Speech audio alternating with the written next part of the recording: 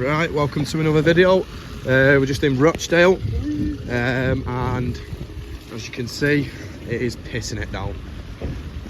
But there is a stop the grooming gangs protest outside the town hall. So I've drove past it. It looks pretty peaceful from what I could see. But we'll just have a mooch around, have a look. If you do enjoy the video, please make sure you like, share, subscribe, comment, and all the good stuff. And we'll see you when we're there. Peace.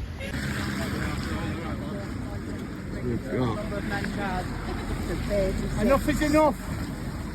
Operation Lytton from 5 men from Rochdale, charged in connection with non-recent child sexual exploitation, bringing total number of men charged to face it. Enough is enough. Yeah. So what brings you here today? To support this, because we've been doing it for a long time now. Yeah. We've been doing it for I've been doing it for about 5 or 6 years. Billy's been doing it for about 20 odd years.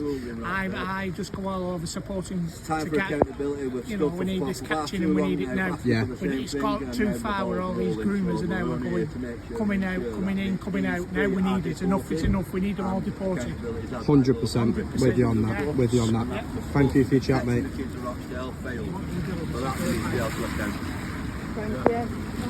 Billy, isn't it? Yes, Billy. What brings you here today, Billy? So I'm a Rochdale lad. I'm born and bred here. This is my manor.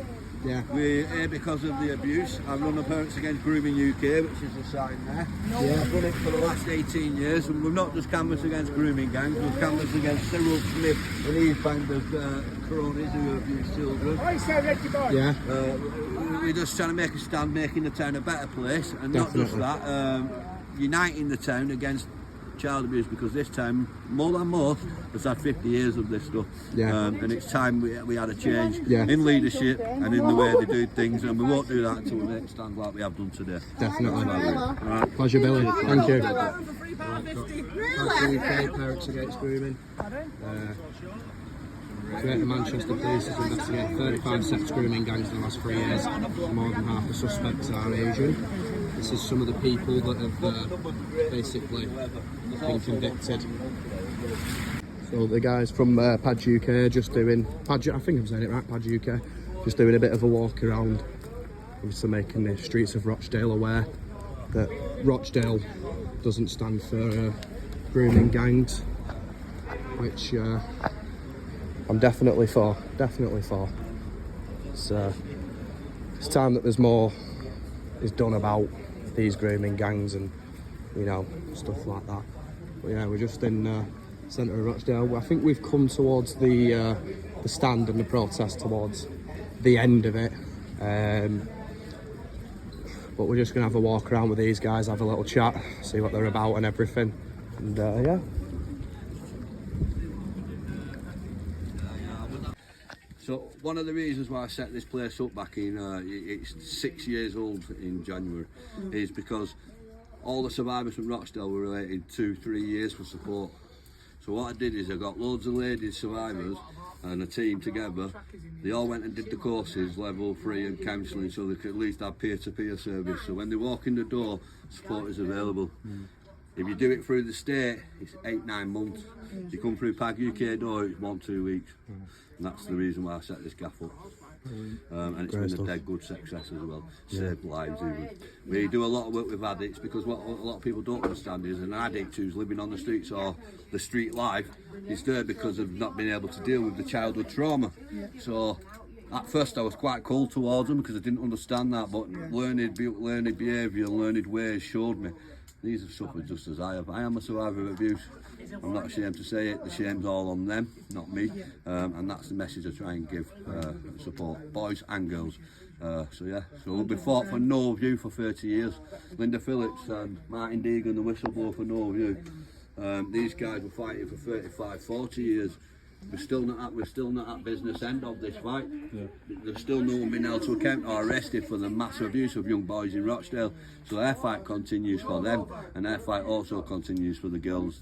Some of the girls got justice, many of them didn't, and that's why the fight continues and will continue to do so. Many of them are still suffering in silence, aren't they? You know, yeah, well, no, because I do speak to a lot of them, and I do work with a lot of them. And you saw the mother of one speak today. You saw people there today. So So there is support available for these people via PAG and via Maggie Oliver Foundation, which is a great organisation at the moment. So, can people donate to yourself?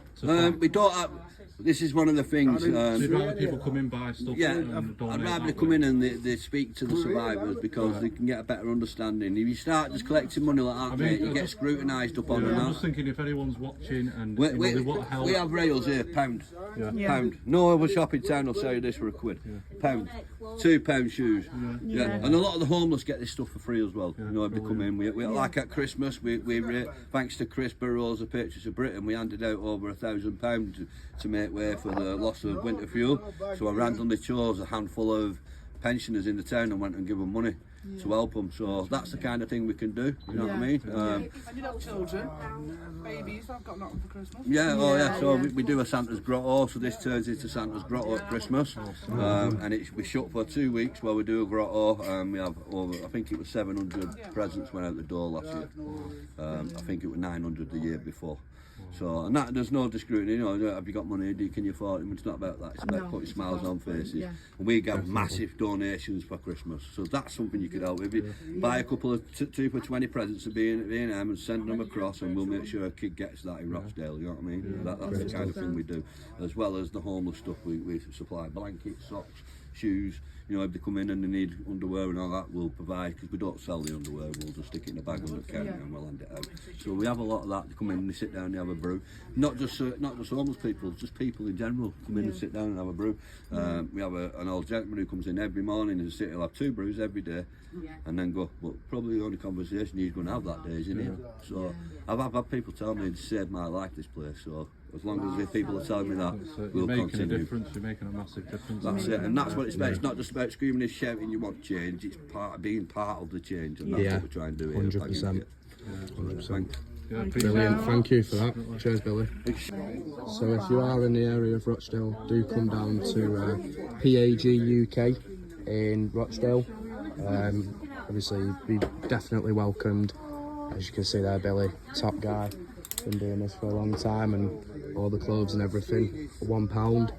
And you know, not only that, if you got any spare clothes lying around or any toys or anything like that, you know, maybe for children and homeless and stuff like that, just donate it rather than binning it, taking it to the tip. You know, someone else's rubbish is another person's treasure. So yeah, this is the We're not in. We only do 4 days. We can't do every day. We don't have the staff. We Yeah. fill all the donations up, and then they come past and they have a route, and then when I come in, they're all over. So that's it. The club, we don't want it.